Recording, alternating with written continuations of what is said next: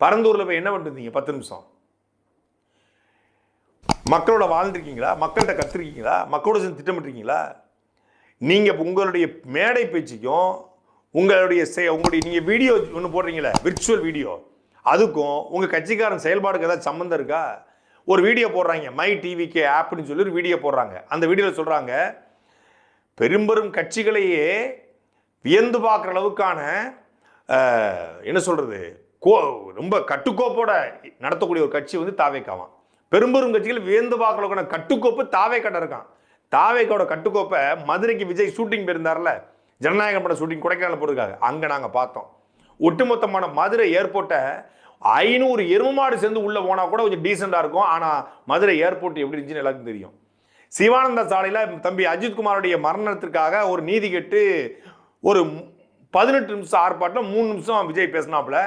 அந்த ஆர்ப்பாட்டம் 18 நிமிஷம் நடத்த ஆர்ப்பாட்டத்துக்கு சிவானந்தா சாலை எப்படி இருந்துச்சு அப்படிங்கிறத கண்கூடா பார்த்தோம். கோயம்புத்தூருக்கு விஜய் போகும்போதும் அந்த பூத் கமிட்டி மாநாட்டுக்காக விஜய் போகும்போதும் கோயம்புத்தூர் ஏர்போர்ட் என்னாச்சுங்கிறத பார்த்தோம். இதான் கட்டுக்கோப்பா?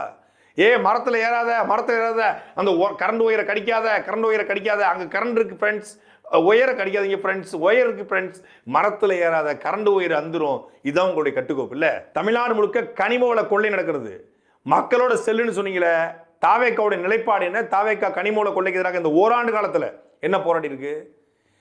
ஆற்றுமலர் கொள்ளை நடக்கிறது. ஆற்றுமலர் கொள்ளையை தடுத்து தாவேக்கா போராடிச்சு. ஒரு செய்தியை காட்டுங்க. தமிழ்நாடு முழுக்க இயற்கை வள சுரண்டல்கள் நடந்து கொண்டிருக்கிறது. அதை எதிர்த்து தாவேக்கோட போராட்டம் என்ன? ஊழல் லஞ்சத்துக்கு எதிரான தாவேக்கோட போராட்டம் என்ன? நிலைப்பாடு என்ன?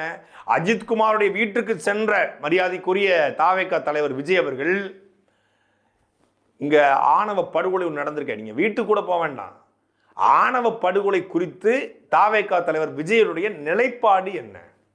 ஒரு ட்வீட் போடுறதுக்கு உங்களுக்கு இவ்வளவு நேரமா?